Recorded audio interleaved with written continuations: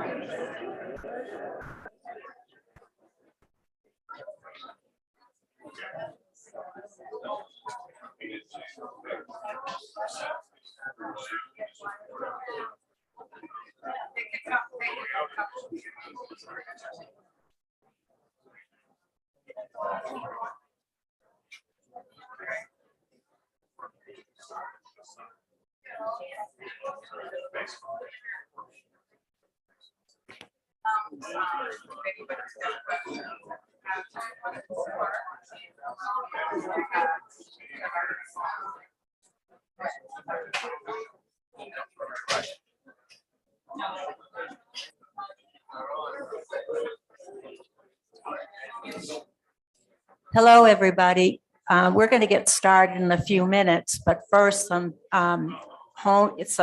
little business here. First of all, I'm going to ask you to shut your phones off. And secondly, we will have the Pledge of Allegiance first as soon as we get started.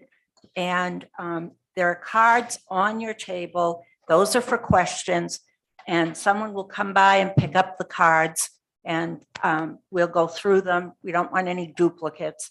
We'll go through them, and then we'll ask the candidate the question. If you want your question directed to someone, write the name on the top of it, and we would appreciate that.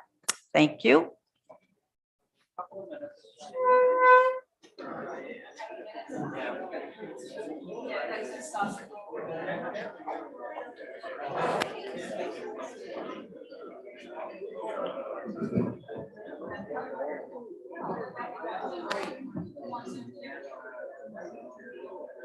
We have anyone on the phone?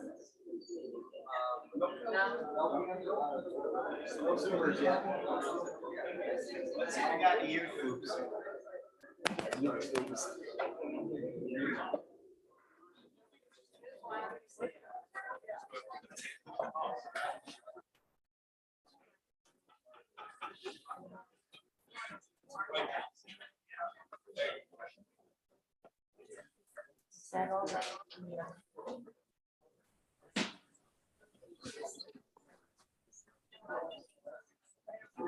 Will the candidates come and take their seats, please?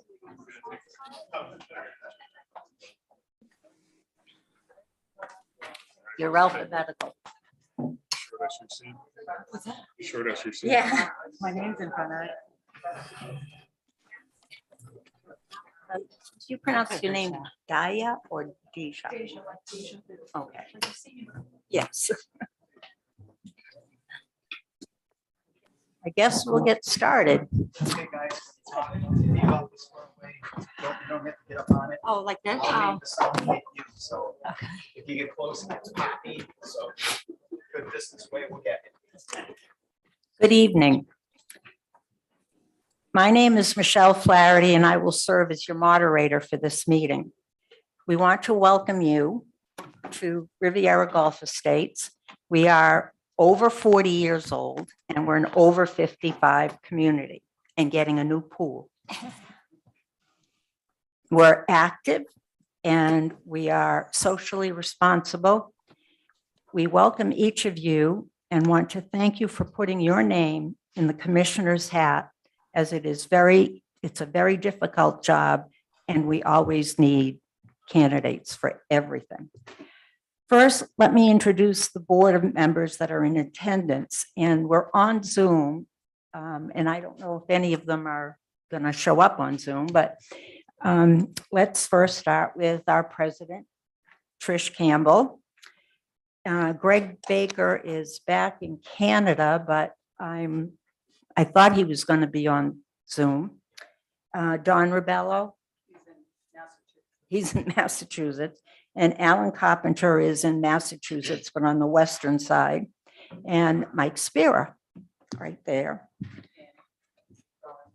I'm going to change the sheet here. John Weber, he's not here. And how about Frank Wood? He's not. Oh, okay. So that is our board. Most of them are elsewhere. And now I would like to introduce the 4 candidates for Commissioner of District 4. They are Deja. Got it. Got it? You got Okay. it. It's It's Deja Inosa. Hinojosa. Okay, thank you for the help. She is a team builder and results-driven leader with 18 years of experience in business management. She is also a leadership ambassador for Agents for Change, international and grassroots initiator. Dan Cowell. Cowell. Cowell? Cowell. Cowell. Just Okay. like Kowalski Cowell, without the ski at the okay. end of it. Is that what it used to be? No, I think it was Koval. but Ellis Island has a way of changing names when people come Yeah, up. and they did it a lot. Jan is an Army veteran and is a sheriff's deputy in Collier County. He also ran for the U.S. House seat in District 19, which was won by Byron Donald. Michelle McLeod is a 3rd-generation Floridian, that's a rarity, with many years in the hotel and banking industry, and has served 4 years on the Naples City Council. Okay. And last but not least, Commissioner Penny Taylor. Penny has spent 20 years active in local government. She was first elected to the commission in 2014 and was reelected in 2018. She also served 2 years as Naples vice mayor.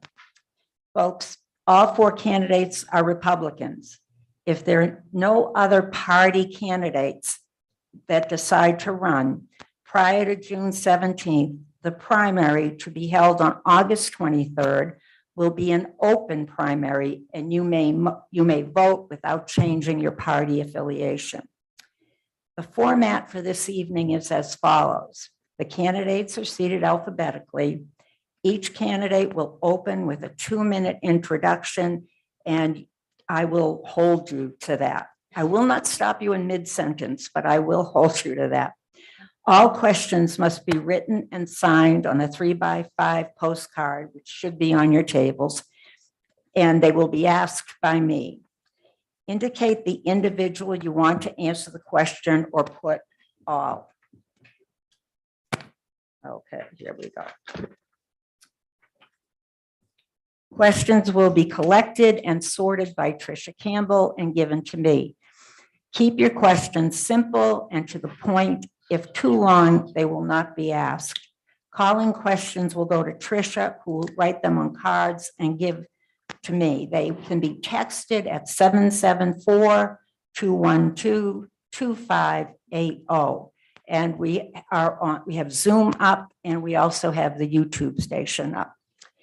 Each of the other candidates will have 2 minutes to answer any questions addressed to them individually. Each of the other candidates will have a 1-minute rebuttal if time is allowed. If a question is for all candidates, each will have 1 minute to answer with no rebuttal. I will alternate questions between all candidates and will not ask one individual several questions in a row. You may ask as many questions as you want. However, as in the past, your second question will be asked only after all the first ones have been asked. We will end with a 2-minute wrap-up by each candidate. Okay. There's the last page here.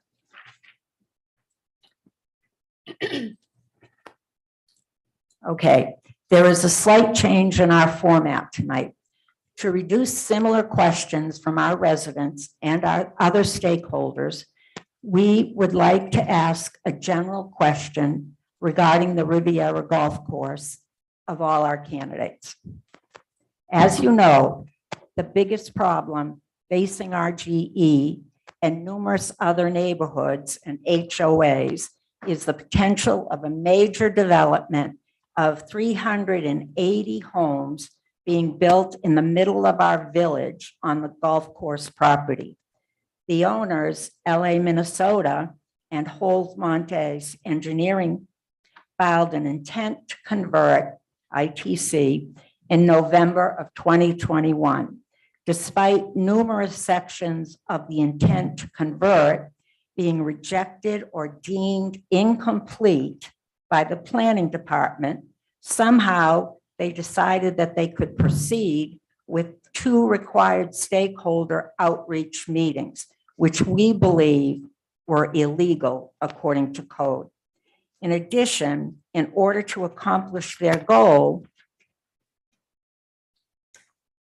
they are requesting the elimination of the current 100-foot greenway or setback, however you want to look at it, which would put these homes within 20 feet of many of our current homes.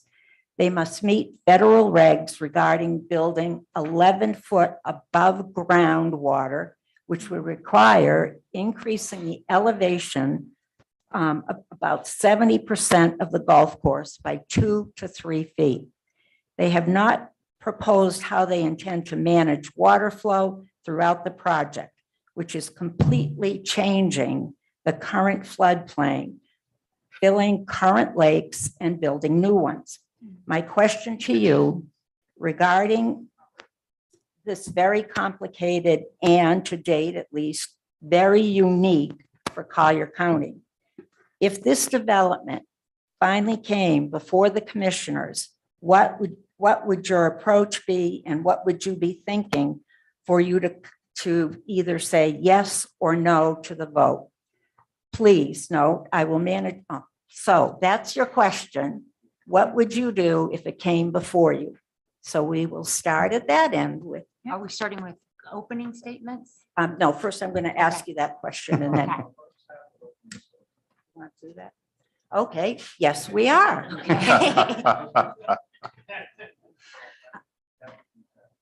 Okay, so we will start with you, Deborah. Okay. Good evening, everybody. Thank you for having us this evening. As she said earlier today, I do come from the business sector, and that's what makes me different than most of your county commissioner candidates that you have had. I do come from the business world. I'm a team builder. My specialty is getting people to work together. I'm extremely innovative. I love pioneering ideas, and I love being able to think of all solutions to come around to a problem. I love going to situations and not having a bias. I really do want to understand everyone's side to a coin, to a situation before making a decision on what I think is right. I am insanely excited to represent Collier County and be the youngest woman to run for county commission. I think that we are ready for change. And I know that you guys need a strong commissioner who's willing to advocate for you and make sure that we keep Collier the best place to live, work, and play. Thank you very much. Very good. Next, I'm so happy I'm here tonight, and this is so important. I wish every community in District 4 would have some sort of forum like this, because I think it's so important. The people of these communities get to know who's running to be their next county commissioner. And like I said earlier, I am a U.S. Army veteran. I spent almost 28 years in law enforcement. The first 10 years in Washington, D.C. I worked for the federal government as a special agent in the dignitary protection team at the U.S. Capitol. And after that, in 2003, I made my way here to South Florida. Sheriff Hunter at the time, saw something in me and he hired me. And I held several positions from vice narcotics to street crimes units, all the way up to a traffic homicide investigator the last 5 years with the motorcycle unit. And I retired last September. I took 2 weeks off, and that's when I entered into the county commissioner race, because I believe I still have a lot of gas left in my tank, and I have a lot of respect for the people. What I bring to this is a lifelong service to people. That's what I've done since I was 18 years old. I've served the people. And you are the government, and that's the way it's supposed to work. People sometimes in government get up there and think that the elitists know better than the people, but that's not true. We serve you as county commissioners. My whole family lives here. My wife, our 6 children, my parents, my in-laws, and now my new grandson. It's 6 months old. So I have a lot of roots in this community, and they're going to be here a lot longer after I'm gone. I want to make sure I leave it the way I found it back in 2003 and make it better for them. okay. You had 12 seconds to go. Good job. Okay, next, Michelle. I'll give it to you. Okay. Pass it on. Thank you, Michelle. Good evening, everyone. Again, my name is Michelle McLeod, and I'll tell you a little bit about me and what differentiates me from the other candidates. First off, as you heard, I'm a 3rd-generation Floridian, and with that, I bring a unique historic perspective to the table on county manners. On top of that, I have decades of business experience here in Collier County in both banking and hospitality. And then on top of that, I also bring to the table a graduate degree with a concentration in finance and local government and policymaking experience.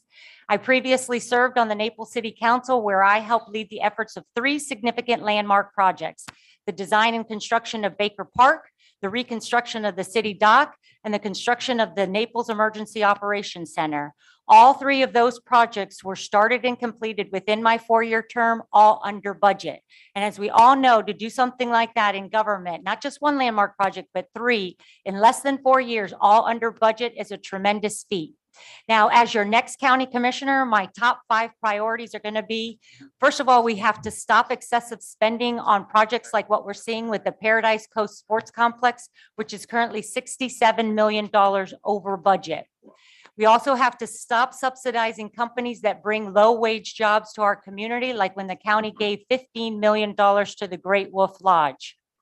A third priority is to successfully address housing affordability through philanthropic means, public-private partnerships, and changes to the land development code. My fourth priority is to ensure the fulfillment of the 6 priorities identified in the 5-year strategic plan to address mental health issues in our community. And lastly, we have to support smart growth policies to avoid further urban sprawl and negative impacts on the community. And with that, I welcome your questions this evening. 2 seconds to go. Penny? She's tough. She's tough. Hi, my name is Penny Taylor. I'd like to stand up, but I'm told if I do, this is going to burn my eyes and you're not going to hear me. So forgive me. I am a seated county commissioner. I've been on the county commission now for 8 years, and I'm asking for another 4. Prior to that, I was on the Naples City Council for 10 years. 2 of those years, I was vice mayor. I am a 42-year-old resident of this community.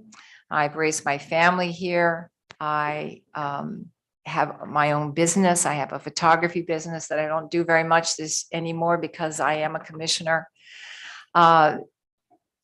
I've always run on quality of life. It's quality of life. It's why you've invested your life savings here in your homes. It's why you want to stay here. It's why 500 plus people came to the stakeholders meeting at New Hope, because you care. And I want you to know I care. And how do you know that? Because I have a record. I'm the most experienced up here. I have a record. You can research it. This is a huge issue for you and for our community, because if we let developers come in here and push us around like this, the Naples quality of life is lost. So I'm not afraid to stand alone. I'm not afraid to say no. I'm not afraid to be the lone vote. And I ask for your support in August of this year. Thank you. 9 seconds. Oh, very good. I heard this in the background. I'm thinking, oh, it's my time. It's my time. Okay, so now let me repeat what I was saying, but I'll condense it a little bit. Actually, will you pledge today? Will you pledge today to support RGE in its case, if you will, to secure the golf course as a golf course and not allow 360 homes to be built on that course? Yes. Dan? Yes. Oh, this is a yes or no? Yes. Yes. And Penny? Yeah, I'm on record. Yes. Okay, thank you. And now I guess we will take questions that, oh, okay. This one you've answered. What is, and this one is all of you. What is your position on developing, taking over more and more green space to the retirement of to the, I guess to the detriment. Oh, the detriment of communities. And that's directed at all of you. So we'll start this here. You start with me? Yeah, I'll start with you. The way that the LDC is written is 60% of a project has to remain as open space. That includes lakes, that includes grassy areas, parking areas that are grassed.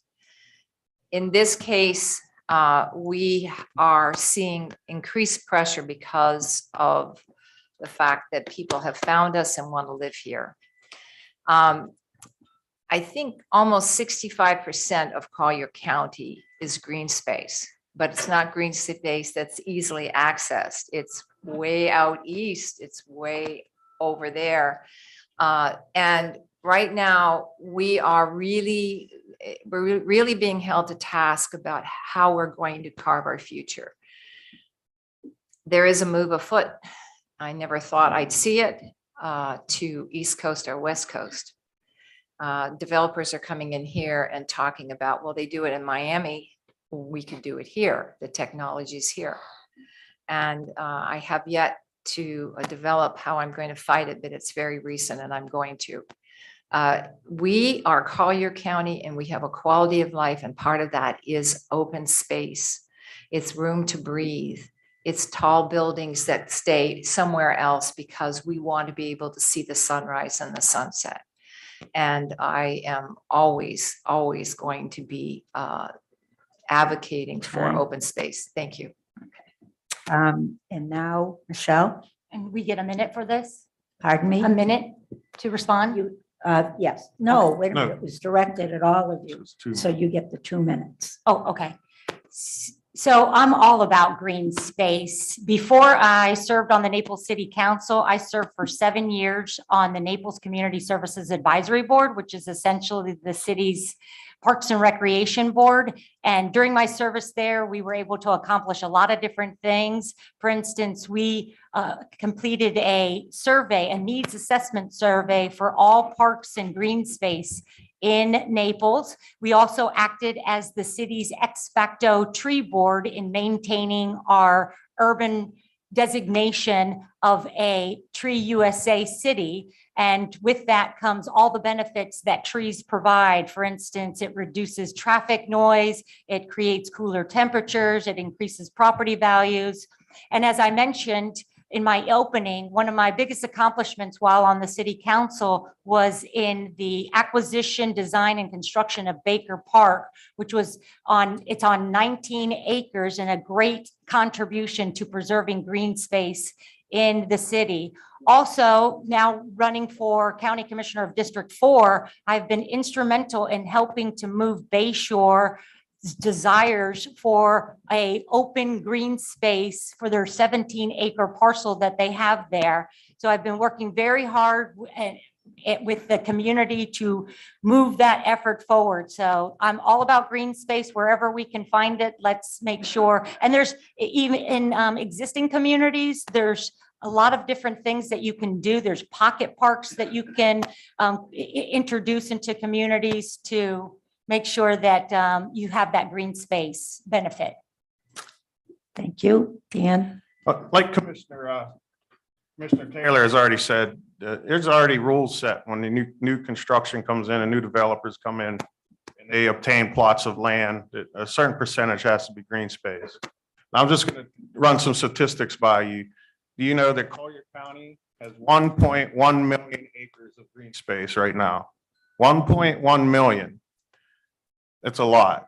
Pretty much everything east and south of where the residential area is. And that 1.1 million will never be touched with a shovel. It's all protected. Right now, we're looking at about 194,000 acres left to actually build on. We are going to be built out. There's no doubt. People want to come here, just like you wanted to come here. I talked to a few people before I came up here. They got here in 2006, 2005, one in 2002. You know, if somebody was here keeping them from coming here, they wouldn't be in these seats today. So somebody before you at one point stood at a commissioners meeting or came to a forum and said, enough's enough. And if that commissioner went and acted like some kind of like gulag and put up a wall around Collier County like East Germany and said no more can come, you wouldn't be here. You wouldn't be asking these questions of us. And that's not the way we operate. We got to operate with common sense. We have to make sure we can move the traffic in and out of this, because everybody got to come west. And I know Michelle talked about the park out there, out east, the sports park. I personally, if I was on the commission back then, I would have pushed that to be an industrial park. Because right now we have the two oldest industrial parks. One's on Airport Road, one's on Pine Ridge. We have 50,000 people drive into the county every day to work on your golf course, to work in those industrial areas, work in the construction sites, work downtown in the hotels and the restaurants. We're going to get to the point where we're going to need some housing affordability for our service personnel. Or we're going to have to really change how we bring people in and out of the county to service us. But we are going to get built out, but we have to do it with common sense. And we have to make sure the people that are landlocked out east have a way to get around. And you can, if you want to just sum up that Okay. sentence. Basically, I'm going to go and I'm going to champion the federal government to go ahead and put 2 more exits on I-75 from Everglades and DeSoto Boulevard. Thank you. Deja? My husband and I moved here back in 2012 from Portland, Oregon.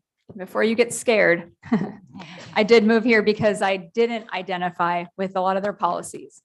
But when I moved here, the one thing that I really fell in love about Naples is the fact that it's quiet, it's small, it's quaint, it's charming. And it was a hidden gem 10 years ago, at least 10 years ago, it was still kind of a hidden gem. But personally, I don't want to see Naples being built out to its maximum capacity. I really don't think that we need to keep building and building and building and building until we just keep having more people come down here. I think that, and this might sound kind of harsh, but when we're full, we're full. And that's just pretty much how it's going to have to go. I don't want to see Naples turn into a big Miami. That is like a big, huge no. If we wanted to be in Miami, we would be in Miami. So I do want to preserve what we love about Naples, and that is to keep it a small, charming, quiet community. People are more than welcome to come here and visit, but when we're full, we're full. And that's what I think about that. Oh, thank you. Looking at all these questions here. Daniel, this one is directed to you. When you change commissioner for District 4, how does your relationship chance with regards to some kind of distribution here? I think we'll file that one for now. I'm sorry. Can the person just ask the question? Whoever did? Okay, Oh. Clarify that, because I said one person, I'm laying it all the way across. When you leave this district and you go some other district within Naples, what happens to your so-called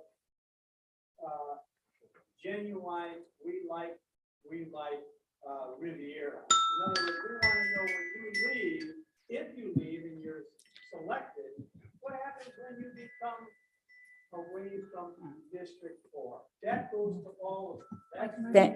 thank you, Well, I Les. could, I mean, I can answer that real quick. We're only running, county commissioners, you only run for the district that you run in, and you have to live in that district. I live in District 4. So I'm running for county seat, District 4 seat. I'm not going to be campaigning in any other districts for their concerns or needs at that point. Okay, no, Okay. yeah. Well, I'm not going anywhere. That answers the question. Okay, this one's for Deja.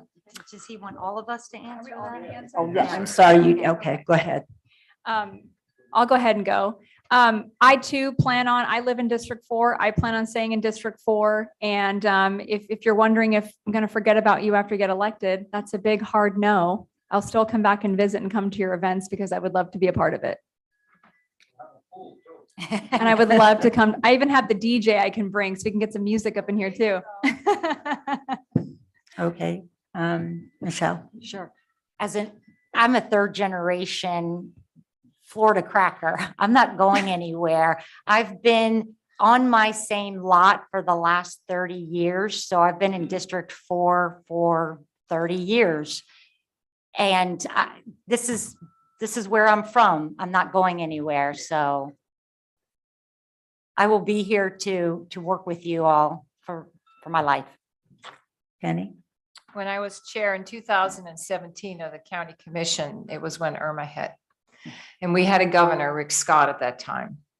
And we traveled, he was critically important to bringing help to us, but we also worked very, very closely with him. And one day he turned to me and he said, Penny, you care for your community. I don't care for one district. I care for the community and I don't forget.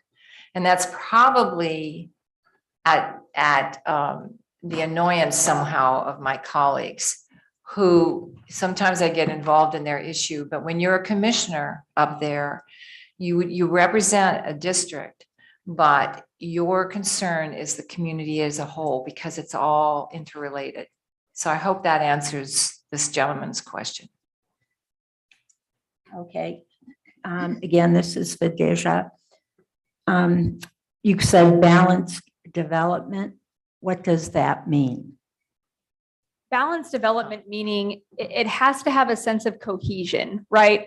Let's just say, for example, the Metropolitan that's going up at the Bayshore Gateway Triangle. I know that the city had some reservations regarding the height that was rezoned for the tall building. And I know that's something that the city residents were really concerned about because they don't want like a mixed cohesion of we have the 42 height in the city and now we've got what, like 100, I believe it's like 150 for the tall building. So I think being able to keep a good relationship with the city to make sure that we're working together and we're not working against each other where we've got small buildings in the city, tall buildings in the county. It needs to be very balanced. It needs to also be balanced with green space. We have a lot of, we've got our wildlife we have to protect. So everything has to be done with a sense of cohesion. And I guess just common sense, as everyone has says, just making sure that we are sticking to our vision. What's our vision for the community? Every choice has to align with the vision or else it doesn't happen because that's the vision that the community has created. And that's what I would like to stick to. Dan, you have anything to say? Yes, rebuttals if you want, or comments. We don't. Didn't mention me, but Yeah.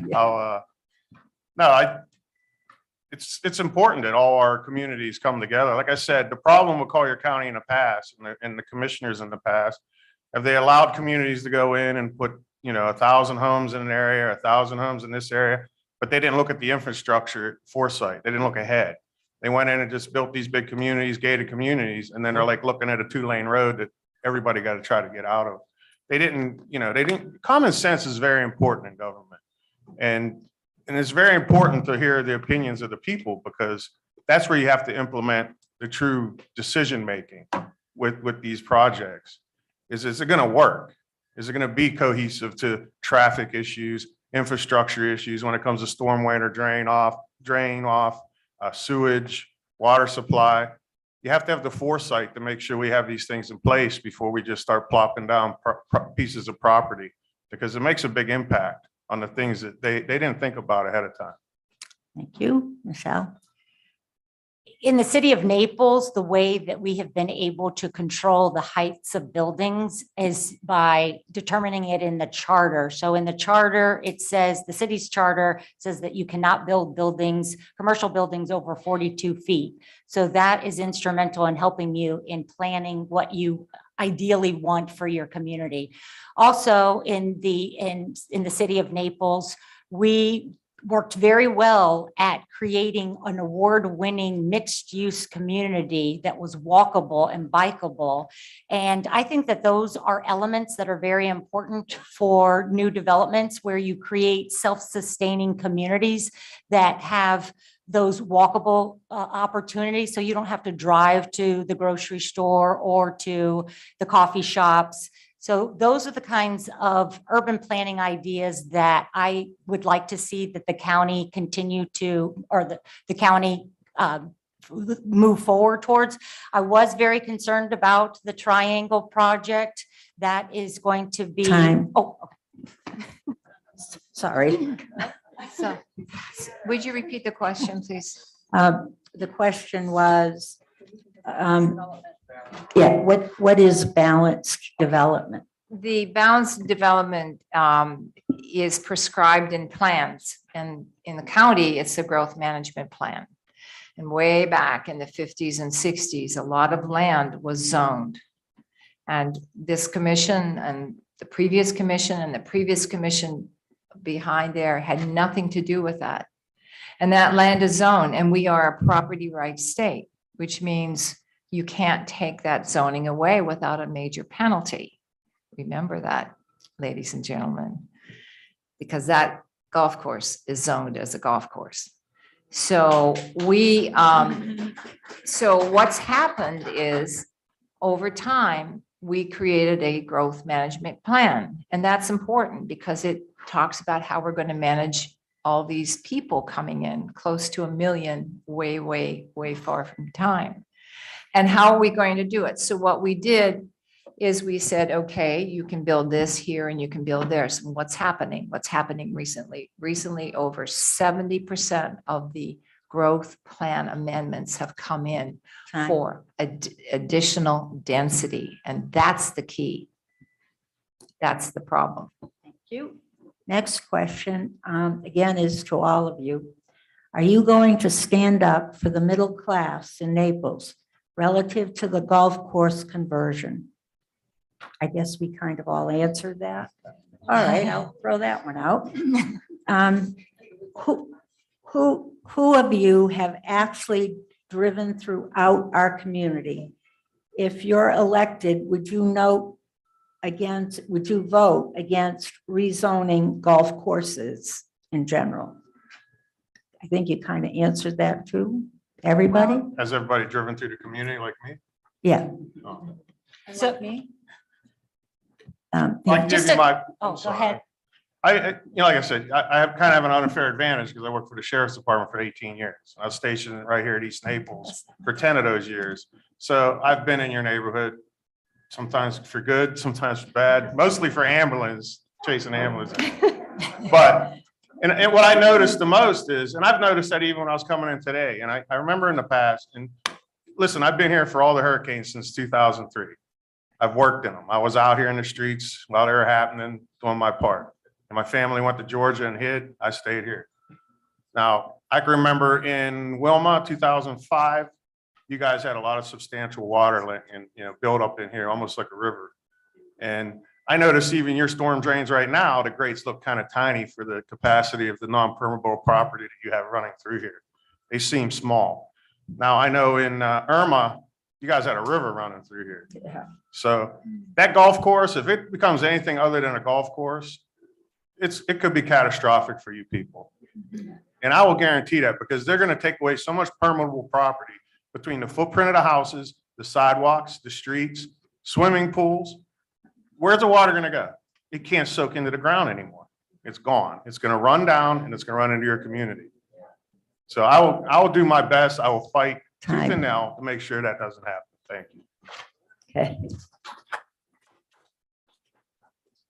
Without beating a dead horse and wasting time answering the same questions. Basically, the question was, are we going to advocate for people when it comes to changing their golf course? In this situation, it's going to be a no. One, because it is your floodplain, and two, because the applicant is not able to give you the 100-foot green space. And three, it's just a really bad idea. It's going to take away all your property value. It's not cohesive. It's not balanced. I think that as a county commissioner, we are representatives. So we represent the people in our community. So it would just kind of have to be like an ad hoc basis where we just kind of have to figure out when we have to cross that bridge when we get there. But as far as doing a lot of rezoning, I think the more you keep amending the land development code, the more you keep rezoning, everything starts changing. There's no cohesion. So I think we just need to kind of keep things the same and not make it complicated. Thank you. Now I have another question. Oh, I'm sorry. Did I forget? Go ahead. Go ahead. There was a gentleman, one of your residents, that reached out to us. His name is Hans Johnson. I don't know if he's here tonight, but he was very engaging in communications. And actually, we set up a time and he took me around the community just to get a better feel for the different areas and different ideas about what could happen with the stormwater and golf course issues. So I was very grateful for that. And what I have done for the last 11 months, I've been walking door to door in every single neighborhood in the district that I've been able to gain access to. I was wanting to do that, but I know that Michelle had indicated that Riviera is not really one for allowing people to go door to door. If that was the case, I would have tried to meet each of you at your door just to find out what was important to you so that I could help address any kind of issues that you had. Kenny? Can you please repeat the question? Repeat the question. Have you ever driven through? Yeah, have you driven through this Oh, community? I was chauffeured through this community with Miss Tricia. And I got to see up close, the concerns and identification of these different areas. I remember what happens, and there's going to be a road here, and this, the unbelievable changes proposed. And of course, I don't support it. Of course, I don't. Now I have all of you right. I'm good for the next question. Again, to all of you. Would political donations, especially by developers, attorneys, and engineers, make it hard to make governing decisions that obviously influence your contributors? That's a great question. So the question is, Great question. are we going to have a biased decision when it comes to money that we've taken from developers, engineers, and architects? For me, the answer is no. It's not going to be difficult because my entire messaging is not about quid pro quo. It's not about what can you do for me? What can I do for you? Every time I've gotten a check from someone, and I have taken money from a developer, I have had money from an architect and engineers. I am very good friends with MHK Architecture. That is my mentor's husband. So he's pretty much like my family. But when it comes to that, is that I've let everyone know, please do not write me a check, even though I really need to raise money. Let's be honest. We got to raise at least like $100,000.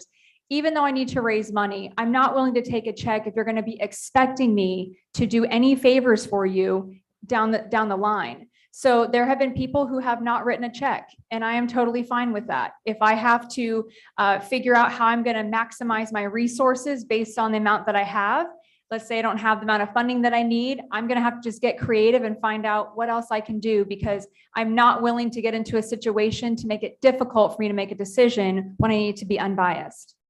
Thank you. Dan? Well, I've raised, I think, well, it came out today. I think I'm up to $113,000 right now, raised funds.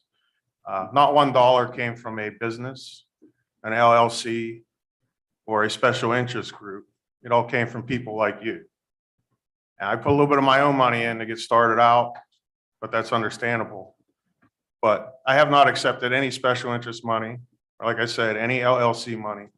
And I don't know if everybody up here can say that, but that's the way I've handled my campaign so far. So the only people I'm beholden to are the people, the voters. Thank you. Michelle? So this is my third campaign in receiving donations. And I have received donations from individuals that had to come before me on the Naples City Council, but never did I think twice about that. Because when you're an elected official and you go into those city council meetings or these commissioner meetings, you cannot come in with any preconceived notions. It's like a hearing in a court case. You have to listen to both sides to make a determination. And I have a clean record on the city council where I am proud of all the decisions that I made, and there were no special interest groups that were manipulating me. Thank you.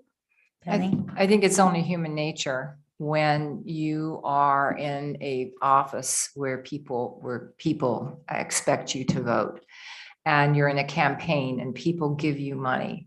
I think it's almost human nature for them to think, well, you know, I've kind of got an inroad with this person. This is good. I was always the outcast when I ran in 2000. I was always the person talking about quality of life, and forget about the heights. I was on the city council, and I ran when we changed the charter for a 42 feet height amendment. I was on the city council when we put aside an area called Naples Preserve, first time in the history of Collier County that people agreed to tax themselves to leave land alone. So my record is there. So yes, it's easy to receive money. It's easy to receive money from developers, especially when you're in a position as long as I am, but they all know they can't buy me, and my record shows that. Thank you. Next question, again addressed to all of you. Do you, and I don't know what the Burke-Harris bill is, but do you feel that Burke-Harris applies to the ruling of the 100-foot setback? Can I answer that? Can I Yes, start off? please. This is probably going to be something that is going to be litigated. So I am not going to be able to speak to it because I don't want it to be on the record. But that is certainly the claim of the opposing people, that when you have a space in front of you and suddenly it's limited, you're limiting the man who owns the property that's in your backyard, that indeed that is a taking. That is going to be something that will be decided in the courts. So the latest update with your golf course project is that the attorney for the developer has sent a letter to the county saying that the newly created ordinance for golf course conversions is infringing upon their property rights. So the county has decided not to respond to those accusations, and the county attorney has warned and cautioned us all that any of us speaking on this matter have to be careful, because anything we say can and will be used against this matter in a court of law. So I will leave it at that. Dan? Yeah, I was at the county commission meeting that day, and the letter was discussed, and it was unanimous. All the commissioners said that we didn't have no obligation to respond to the letter by the owner and the developer. And I agree with that vote. You know, they don't have any obligation to respond to it. And like Michelle said, you already know where I stand. I told you where I stand. I think this would be detrimental to your community. It will just, it won't be good. Even if a tropical storm comes through and sits here for a few hours, it'll be bad. Oh, I know. I looked at it. I know. So you know where I stand when the rubber meets the road. When the time comes, and if I'm in that seat, I'll definitely be on your side. Thank you. Thank you. I think it's been pretty established that we are all very much in support of you guys keeping your golf course. And without repeating what anyone else has said, I would have to say that I agree and I'm with you guys. Thank you. This question is a great question. What is your view? This is more general than the golf course. What is your view on how the East Trail should be built up to avoid three stores near each other? Pardon me? Oh, retired places. Tired. Oh, tired, yes. Oh, Stores near each other, 4 gas stations, back to back, et cetera. And let me add storage units, or that's Storage units. Yes, Am I going first? yes, go first. Well, based on a study that was done back in 2020, the community has made it very, very, very, very clear that they are really done with the non-cohesive building that's been happening on the East Trail. I've talked to a lot of residents, and a lot of people that I have talked to have said that they kind of feel like East Naples on the trail is treated like a dumping ground. Like it just, anything kind of goes. And so I've really been excited to attend the zoning overlay meetings and also the community development meetings to really look into this document and see what most respondents are saying. The survey was saying that 79% of surveyors want to see a lot of mixed use developments. They want to see a lot of green space along the 41 trail. And they are done with storage units and gas stations and more like industrial buildings. So what I would really like to see is I would like to see a lot more cohesion happen on the 41 trail. I'd like to see a lot of redevelopment. I'd like to see more green space added, real trees that actually help us create more oxygen. So I'm actually really excited to be a part of the planning process if you choose me to be your commissioner, and being able to work with the organizations that are also propelling that vision forward as well. Thank you, Dan. Yeah, Deja's referring to the study, 2018, I believe, when it was initiated. And it went from Pine Street all the way down to Price Street on 41. Conveniently didn't include the triangle where the big tower is going. It stopped short of that.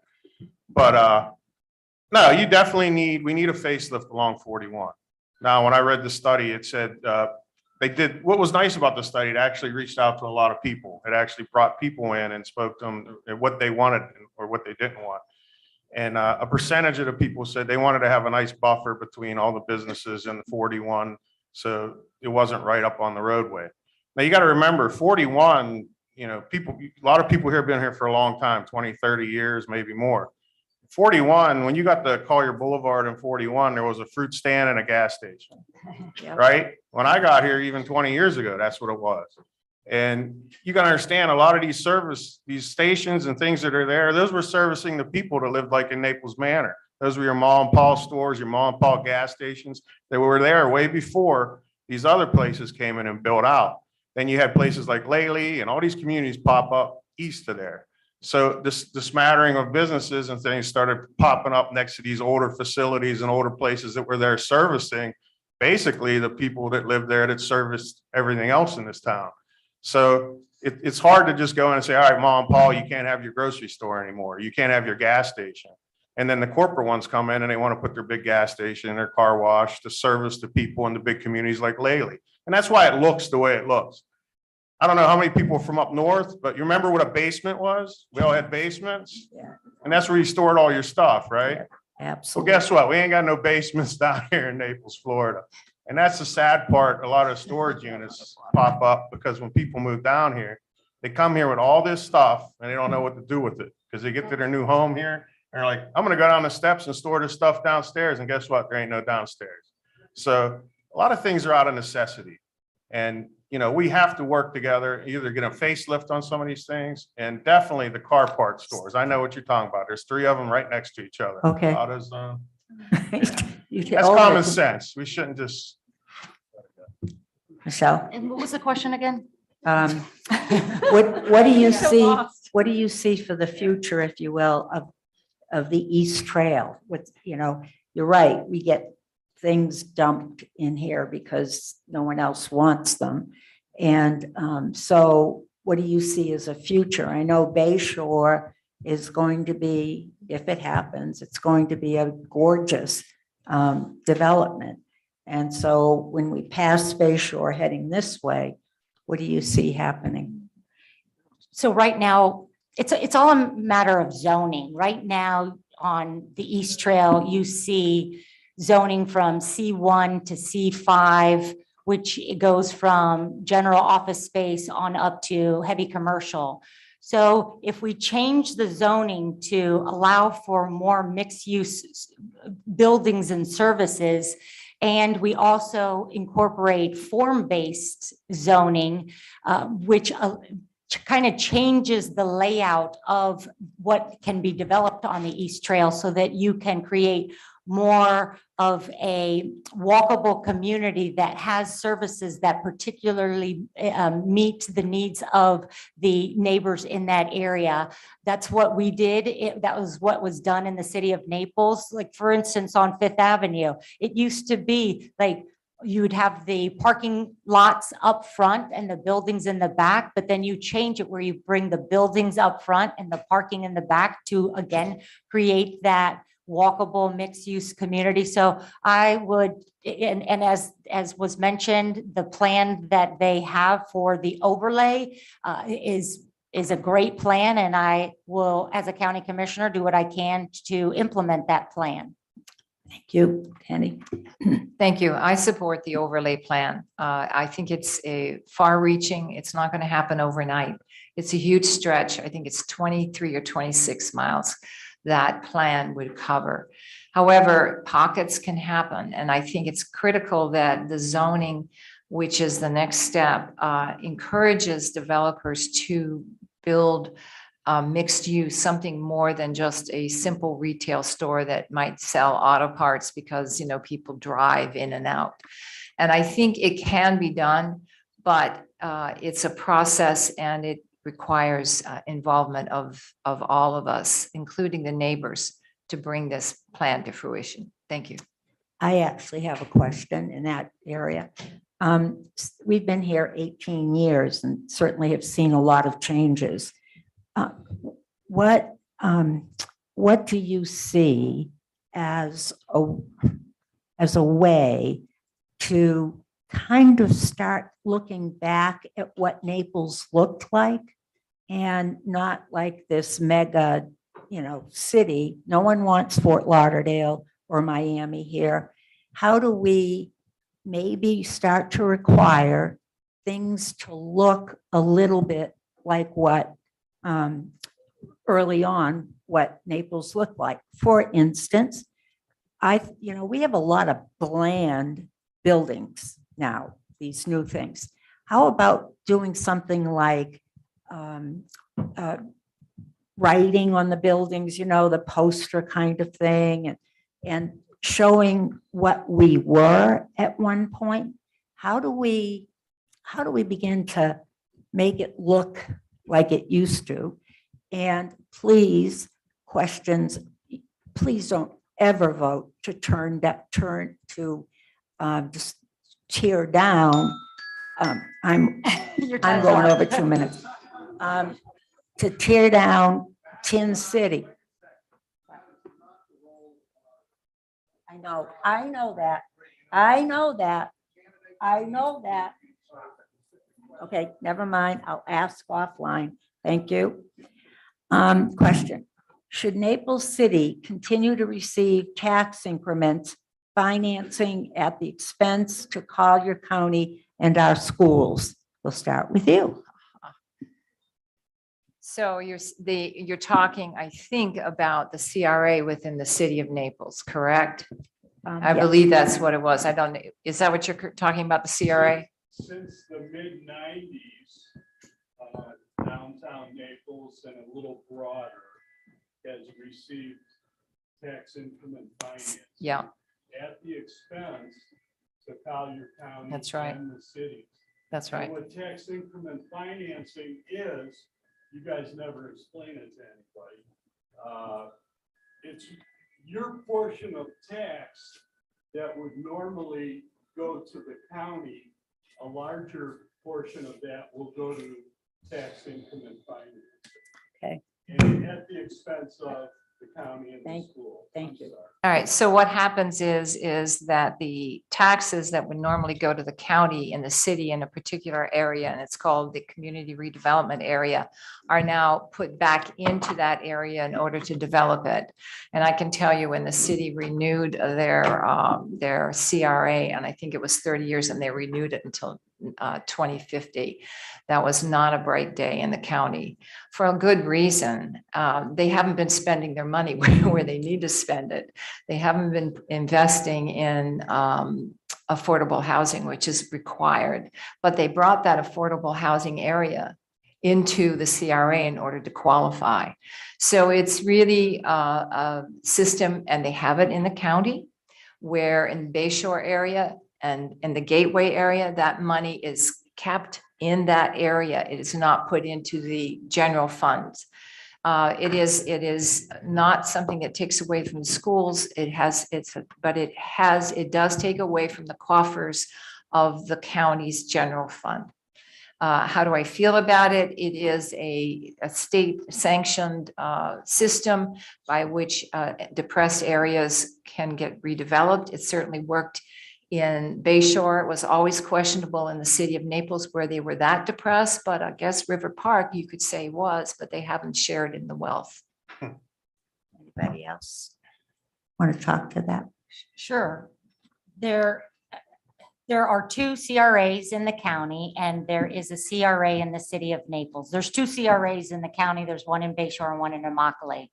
And there is one in the city of Naples. CRAs, community redevelopment agencies, are set up in order to eliminate blight and the slums. And it has served the city of Naples very well in the sense that back in the 90s, if you all were here back then, Fifth Avenue had boarded up businesses. And that's what generated this whole CRA. And there were a lot of other issues in the city that needed attention, like Penny said, in the River Park area. Those monies have been tremendously beneficial for the city in bringing it up to what it is today. It's been used for a lot of great purposes too in the River Park area. I don't know if you've ever been to the River Park Aquatic Center. It's an amazing center. Statutorily, I don't think those monies can be used for affordable housing, but does it need to be sunsetted? Yes, as soon as it accomplishes its goals. Thank you, Dan. Well, I'm very familiar with the area in the city off of 5th, 13th and 14th Street. And that's the area where they had the basically subsidized housing for the poorer people within the city of Naples. And I know at this point, I believe those apartments are being turned over. So I don't know how this particular money helped them out, but I think it's going to be private now because I actually, besides being a retired deputy, I am a chief operating officer of, me and my wife have a business called Halix Corporation. And we own rental properties here in Collier County, about 34 units. And I've had a mass of people from these areas looking for apartments because they're basically getting run out. They have nowhere to live. And I've had a few come to me and I've rented to them. And I can say, since this pandemic and since all these things have been happening, I have not raised $1 on any of my people that rent from me. Not like some of the other big corporations and other people that have been gouging them. I mean, actually, River Reach, I had a couple come from there. They said they were given 14 days to come up with $3,000 from a $1,500 rent. At 14 days, either sign or get out. So this is our problem right now. People are taking advantage of the shortage of housing. And I know Bay Shore like the back of my hand. I mean, it used to be called Kelly Road. We had open prostitution, drugs, and everything down there. And we worked hard to clean that place up. And no matter how many government programs you have and tax dollars that go into it, the majority of the times communities are fixed up. It's usually by private investors or private businesses that see something there. Like the 360 market where she went in there, put her own money in a place that was empty for 15 years and created an attraction. People come here just to go there. You know, that's one of their stops when they come to Collier County is to see 360 market and hang out at the food trucks. That's where you beautify a community. You let these people that want to beautify it with their own money, and they usually do a better job than the government. So like Ronald Reagan said, I'm here to help. I'm from the government. He said, run the other way, right? But 51% of our property tax already goes directly to the schools. 51% of your property tax.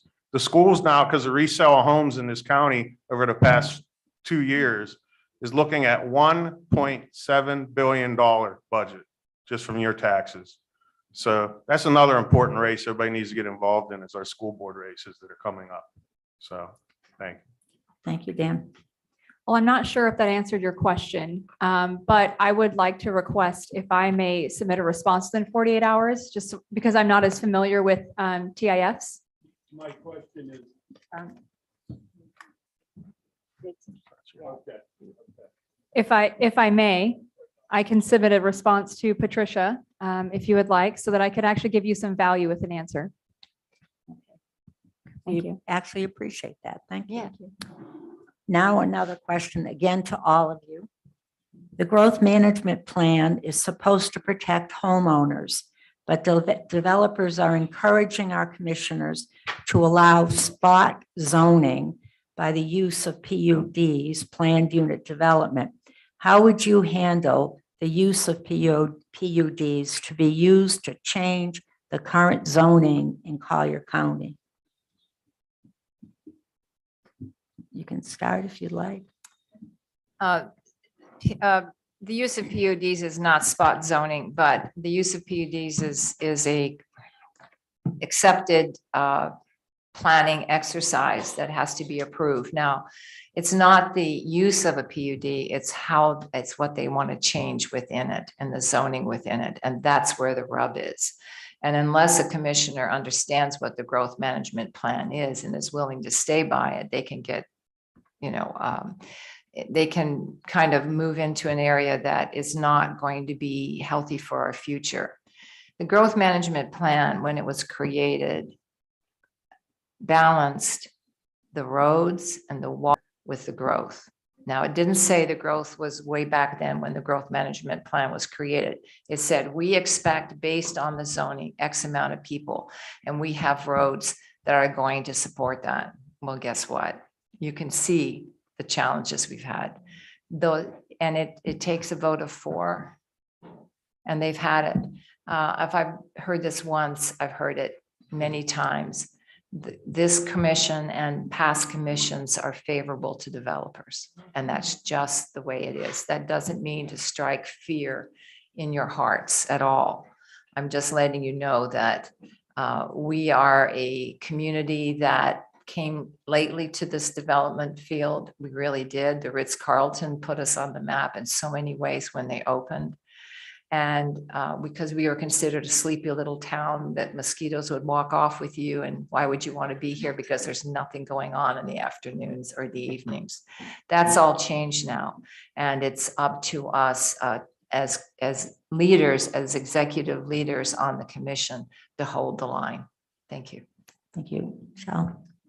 So PUDs can be a good thing. I like to quote Eric Eichenberg, who's the CEO of the Everglades Foundation. He says, quote unquote, unlike development practices 100 years ago, development can happen in an environmentally sensitive way. Development can coexist with the environment. And some of the PUDs that we're seeing are wonderful examples of how development can happen in an environmentally sensitive way.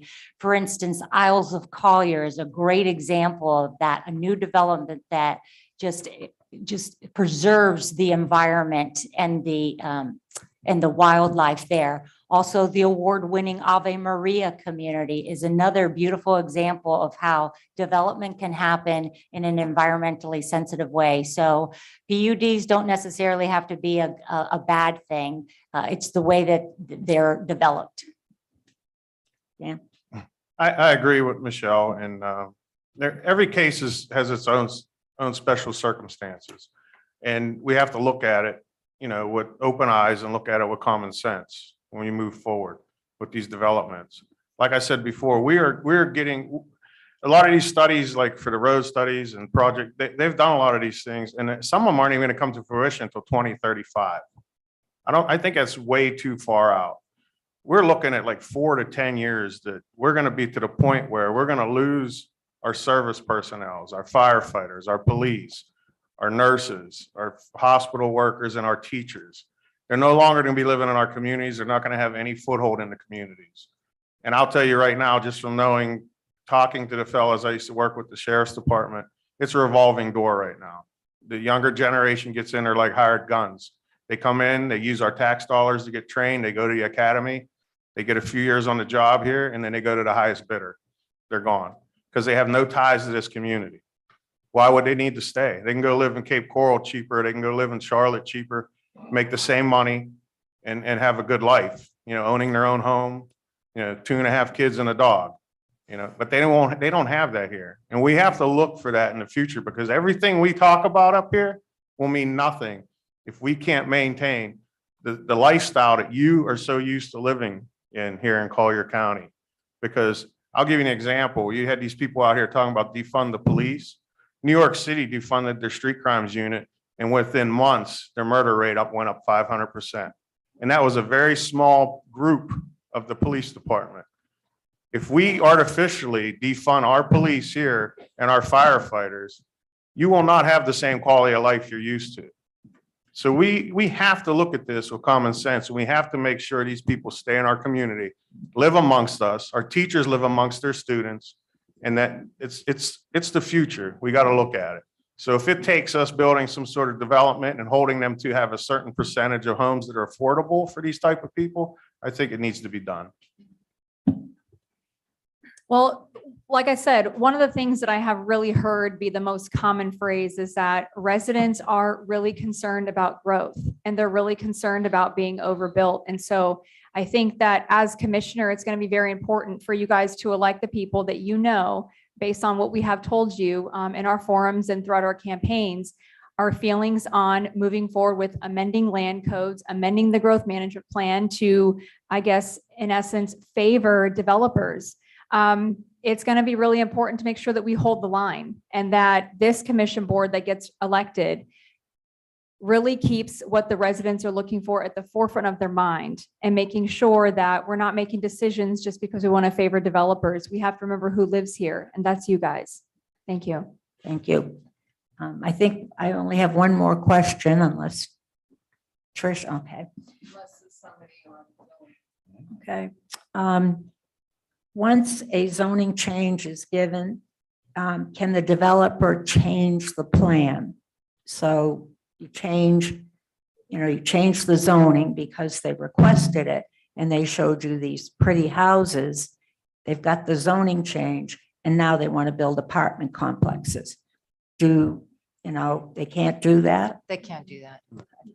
Thank you. Well, they can try, but They'd have to it go won't through the happen. process all over again. Yeah. Yeah, exactly. They have to get And re-permitted. our units per acre is set at a certain amount. They Right. just can't go in and say, well, now I'm gonna build 25 Right. units per acre. That would stop in its tracks. Okay, thank you.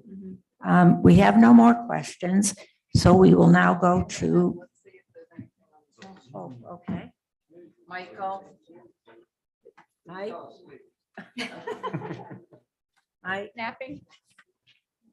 Anybody on Zoom that would like to ask a question? We're high tech here. This time. That's wonderful. It's wonderful. No? All right, so we have come to the end of our program, which means that we can get summary comments from our candidates. They are 2 minutes. And again, I will let you know. And if we could go backwards and start with you, Penny. Thank you very much. It's a pleasure being here. It's a pleasure getting to know you over these few months. Our area was, our district was expanded in December. So I have a short relationship with you, but the difference between me and my colleagues up here is that I have a track record and you know who I am. I am a fighter. I am someone who believes and understands your quality of life. I understand what makes Naples and Collier County great. My 3 priorities are water, because water is our quality of life, and keeping that water safe for us to use and to recreate in. Growth and development, because if we don't grow, we're going to go the other way, but it's how we grow. It's always in the details. And I also feel very strongly about economic development that is balanced, because we learned anything in 2008 as a county. We learned that the recession really hurt us. A lot of people lost their homes. A lot of people were in terrible financial trouble. And we lost in the county 300 people, 300. That's important as we go forward. How are we going to diversify this tourism economy? Because we've always been a tourism economy. How are we going to do it? And we do it by understanding and encouraging different kinds of development to come in. Tourism is still the big nut, right? It still is the big one that everybody wants to come here. If they come here for 6 months, if they come here for 1 month, if they come here for a week, they want to enjoy the beauty that we have here. The way that we handle that is that the tourism stool is a 3-legged stool. Time. You can finish that Okay. sentence. Arts, sports, and leisure. Diversifying your economy will bring balance to this, to Collier County's economy, and that's what's very important. Thank you. Thank you. Michelle? Thank you, Michelle, and thank you all for participating tonight. On the Naples City Council, I was known for working very hard for the residents and addressing their concerns, and I'm going to do the same for you all here in Riviera. But just don't take my word for it. For the last 11 months, I've been walking door to door in every single neighborhood in our district that I could gain access to. And these are what the residents have said about my passion and commitment to serve our district. Michelle, it's really amazing how your involvement in such a short time has put our community's vision back on track. I can say that everyone in Bayshore knows about you and are behind your efforts. Thank you for immersing yourself in our community. Maurice Gutierrez, co-chair of Bayshore CRA. Michelle, it's refreshing to see someone follow through to help us with our community desires. You've been a big help in understanding the process for an MSTU. Keep up the good work. Anthony Canasano, resident of the Isles of Collier. Michelle, I was most impressed when you visited our community and met with the residents about their various neighborhoods and countywide issues. No one else has ever taken that level of interest firsthand. You've earned my support. Joe Rodriguez, resident of Marbella Lakes. Michelle, we are most impressed with your attendance at our MSTU meetings and your involvement to understand our community issues and how our golf course plays an integral part in our community. Charles Whitney, long-term resident of Forest Lakes. Michelle, indeed welcoming to actually have someone spend time to fully understand our critical issues and what needs to be improved in our community. Your knowledge, experience, and enthusiasm is just what we need as our next county commissioner. Dom Contugno, resident of Brookside Community. And the list of testimonials go on and on and on about my passion and commitment to serve our community. And I hope I've demonstrated that to you all today. And I would greatly appreciate your vote on August 23rd, Michelle McLeod. Thank you. That was fast talking. I only Yeah. had 2 minutes. Dan? All right. Well, like I said, what separates me from the other candidates up here, I spent my whole adult life serving people. I've always put others before myself. I know what it's like to raise my right hand and take an oath. And I know what the oath means. It means that I am taking an oath to make sure that those rules are, that the government is held to those rules. Some people in government sometimes and politicians lose that. They think they're taking an oath and put those rules on the people, but that's not the way it's designed. You have to understand your basic role as a person that's elected to represent the people. That's most important. So you understand the government is the car, you all are the drivers. And I want to make sure I get to know everybody. I know it's impossible to say that, but I am the type of person, I've never been afraid to go talk to people, go to their communities, go within their community meetings and get to meet people. What I bring is a special ability to serve others and carry your voice where it needs to be carried. Not everything is clear cut. A lot of people up here, you'll talk about belonging to this association or this particular group or Kiwanis Club hours and different things. Those days are over. Those aren't elected officials that they get their marching orders from. You know, these people, these groups have motives. And a lot of the motives aren't always in line with what you believe. It's what you believe, what's as important. And I have to carry that voice to the county commissioners and make sure I represent you, especially you, when that time comes. Not the special interest groups, not all these programs, everybody, these committees and things like that. You never voted them in. Those are not your government officials. Time. August 23rd, vote for Dan Cowell. One of the most common phrases that I've heard over the last 2 years, and you might have heard this too, and you might have even found yourself saying it, is we need young, principled, conservative leaders to get into office. Is that not what you guys have been saying for the last 2 years? Anyone in this room? No. No? Okay. Well, that's one of the most common phrases that I've heard over the last 2 years. And that's why I decided to run for county commission, because I'm a principled leader.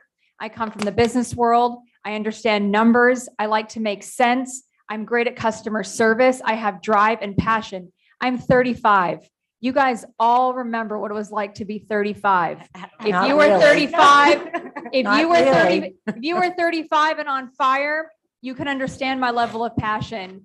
I have quit my job. I have sacrificed everything to run for county commission. I've moved. I've made my husband leave his job. We've literally changed everything to make this happen.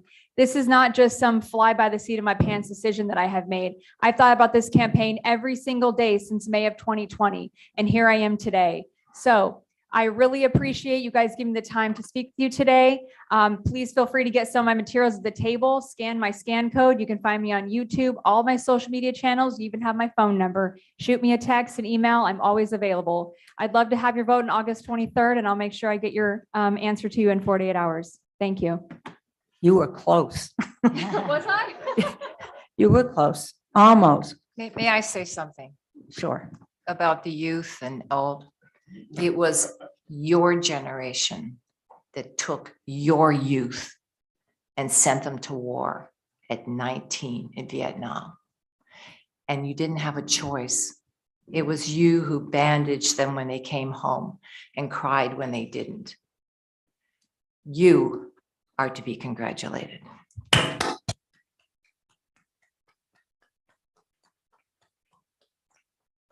Thank you. We do have a lot of veterans here, and we're also a very patriotic community. Okay, that's our program for today. I'm going to assume that you are all going to hang around a little bit so Sure. people can I ask did bring the DJ. I did. Right there in the later. back. Thank you.